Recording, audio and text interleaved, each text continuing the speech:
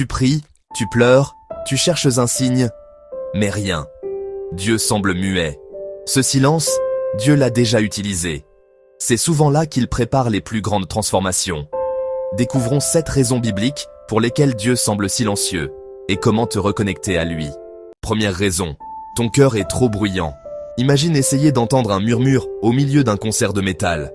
Impossible, non? Le stress, les notifications, les soucis, tout ça, c'est du bruit qui t'empêche d'entendre Dieu. Sa voix est un murmure doux, pas un cri. La solution? Baisse le volume. Trouve le calme. Coupe les distractions.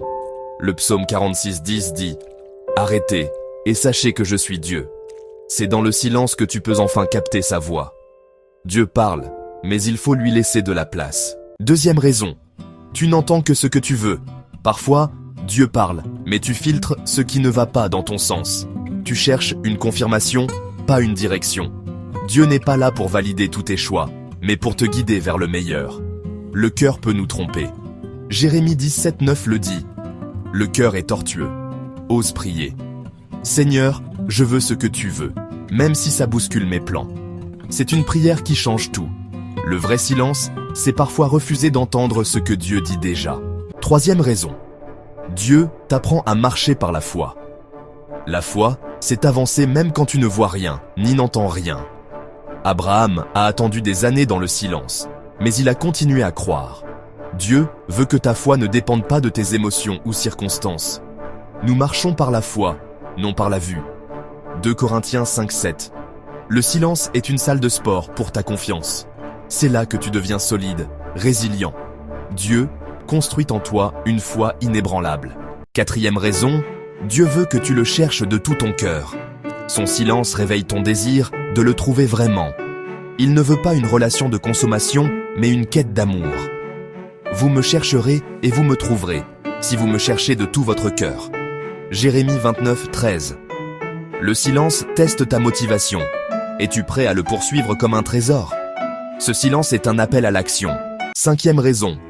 Un péché non confessé bloque la communication. Le péché n'arrête pas l'amour de Dieu, mais il crée un mur entre vous. Ésaïe 59:2. Ce sont vos péchés qui vous ont caché Dieu. La solution? Repentance et confession. Si nous confessons nos péchés, il est fidèle pour nous pardonner. 1 Jean 1:9. La confession détruit le mur et restaure la connexion. Demande à Dieu, y a-t-il quelque chose qui bloque entre nous? Sois prêt à écouter et à changer. Sixième raison. Dieu veut te guérir dans le silence. Après des blessures, il agit comme un chirurgien qui a besoin de calme. Parfois, tu ne ressens rien parce qu'il travaille en profondeur. Comme pour Élie, le silence précède la guérison. Vois ce silence comme un cocon, un temps de convalescence. Fais confiance au processus, repose-toi en lui. Ce silence, c'est un soin intensif, pas un abandon. Septième raison. Le silence précède souvent un changement de saison. C'est le calme avant une explosion de vie, comme l'hiver avant le printemps. Jésus a vécu 30 ans de silence avant son ministère. Le silence n'est pas de l'inactivité, c'est de la préparation.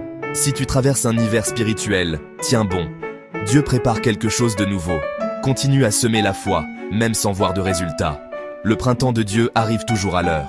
Le silence de Dieu n'est jamais une punition, mais une préparation. Ralentis, cherche-le, confesse, écoute. Dieu parle encore à ceux qui prennent le temps de l'écouter. Abonne-toi, partage cette vidéo. Tu pourrais changer la vie de quelqu'un aujourd'hui.